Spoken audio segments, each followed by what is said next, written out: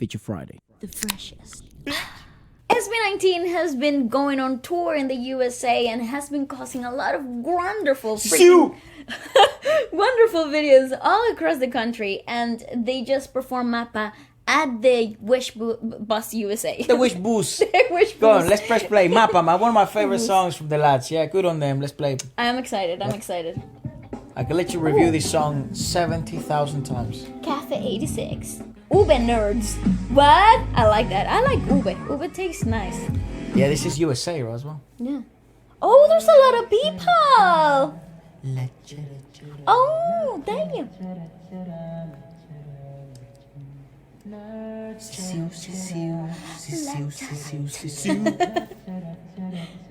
Is it cold? It looks cold. Yeah. It is. Efra, it's US. True. It's cold, LA, right? baby. But... Pause. Yeah, is it's it LA. cold in LA? Well, I think Why it does the get cold. fuck would it be I cold know in that LA? in California there are there are places that actually snows. That it literally snows. I think we're just thinking of Venice Beach. Yeah, I don't know. For some reason. Does it But, actually get cold in LA? I actually don't have a fuck. I thought no. Why are they wearing jackets? And I think everyone's it is like freezing. cold. Maybe it's in New York. Go on. No, it's Because they were in New York before. No, but they did go to LA. Go Or on, go they I don't know. I'm confused. But yeah, there I you think I go. can turn That's it up our a bit more. knowledge.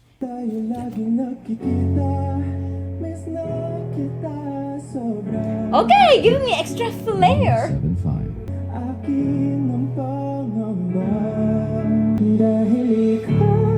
Still.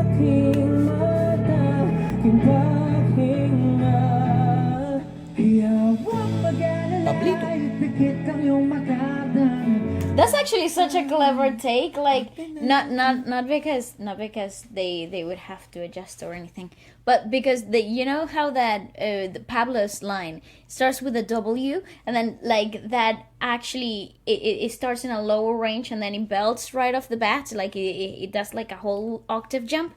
But he anchors a lot in that W sound to like gather more strength, and like you can really see it here, and it's so cool.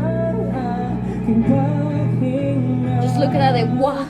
You see, wah, and that's where all the strength is being summoned.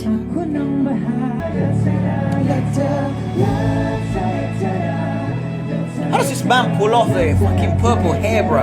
Oh, yeah, Josh always looks cool. He's really grown into that look, man.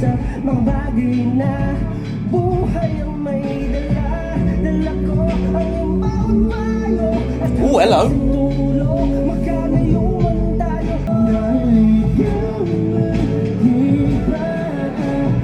Oh, Felipe. You know what? This take is so raw. Very raw. It's like stupid. To be fair, raw. I have noticed that about the Wish Bus USA. They do equalize things very differently to like the Wish Bus Philippines. So raw. And it's probably one of the most unforgiving environments I've seen. We've had friends that I mean, I think you guys know, like, we're friends with some of these artists and stuff that they've been and performed in the USA, Wish Bus USA, and it's like that was probably harder than the Philippines one because they equalize it very different. The Philippines has its own difficulties because the fucking bus is moving Yes, a lot of the time. times, yeah. And also the expectation is so different because the crowd, it's like live music first. And I also do think like they amplify certain like things to make it more melodic. Well, sometimes they add reverb. Sometimes you have The mix here is delay. so dry. Very The dry. mix here is so dry. It's very similar to what you get to like a speech like mixing. Yeah. So They get them cardioids and then some of them compressed mics. I don't know. It's very. It's a really good like wild balance of like the compression of the sound itself. So like I also feel like the things that you wouldn't notice in another life like environment are really You're getting to amplified hear it here. Yeah. This is why we've been advocates of the lads, because it's really hard to have a group that's able to perform under all environments, good or bad environments, and that this is obviously not ideal. You can hear it from the sound, but for them to be able to have such a good take with a live crowd and in this environment, it says a lot about the lads. And I think as time progresses, I think more people will notice that. Definitely. you need that type of raw talent that then can be sort of sculpted with and made into this big product. But if you have that backbone, you're sorted. I also do feel like this is their strength in genre. Like, I think vocally they are so settled into the idea of the ballad. Yeah, I think they might have some of the best ballads in the world. Yeah, I really do. And I love that about them. It's very unapologetic.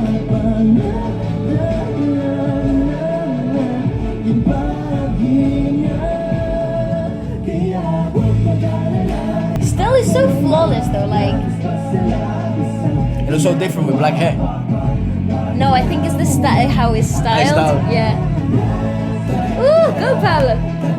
Look at everybody singing outside, that's amazing.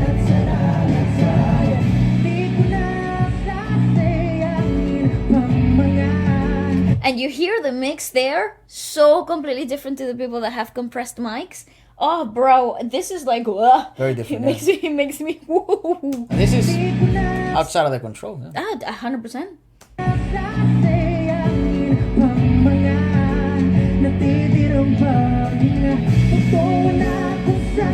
Hello, work. Go, Philip, I freaking love that dude.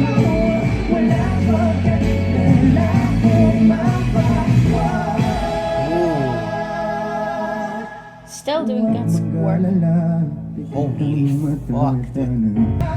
That's the best live take of that. That is fucking unreal from Philip. I love that freaking. Well, because he's a lot of the time the backbone of the reason why a lot of people feel SB19 has so much depth in their ballads. It's usually a lot of because it's Philippe's work. I actually think Josh and Philippe work the lower range really well. Yeah. So they give that depth that a lot of these sections, live music-wise, they would have to rely on a playback to kind of find this depth. And if you don't have a playback, they fall. Whoa! Jesus, bless you! Wow. But yeah, they are a really good harmonic vocal team. They're a good group. They've been chosen really well done. Because also Justin has a very juvenile taste in his voice. Oh, it's very like youthful. Yes. Pablo's obviously a powerhouse. Pablito the powerhouse. Stay Mastel. But the weird thing about Pablo obviously is he can rap as well, and his solo project seems to be leaning more towards his rap. Yeah. I'd love to have a Stel solo in this next. Oh, me too. Well, his work with Disney has been absolutely fabulous. And he was kind of like, I guess, doing what he had to do in that sense with that take.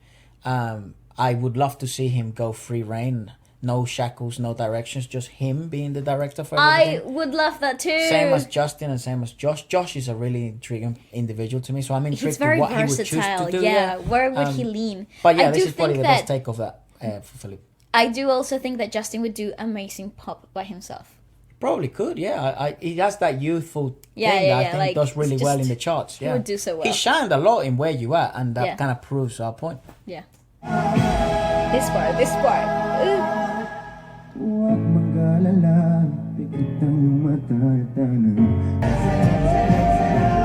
Jesus. He's so relaxed. God bless those falsettos. God, there's so much going on. Oh! I love this gospel arrangement though.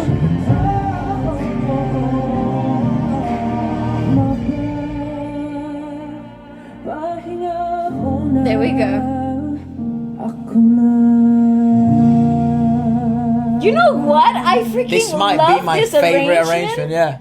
The gospel ending, the freaking brilliant like personal stakes on also, every this man verse. Actually looks like a child, like who?